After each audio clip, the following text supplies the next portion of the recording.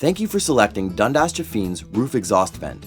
The expected installation time should be approximately 20 minutes, and the tools required are a cutting tool such as a saw, a screwdriver, a hammer, exterior caulking.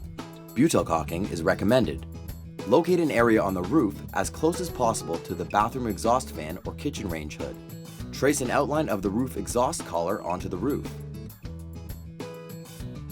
Cut a hole into the roof a ½ inch larger than the outline of the collar you just traced. Using the shortest amount of duct possible, use an adjustable clamp to attach one end of the duct to the collar on the roof exhaust. Insert the duct and roof exhaust vent assembly into the hole. With the roof exhaust now in place, nail the outer edge of the roof exhaust base to the roof using the pre-punched nail holes as a guide. Now, using non-tar based caulking, seal the nail heads. Complete the roof shingle project, ensuring the outer edge of the roof exhaust base lies under the shingles.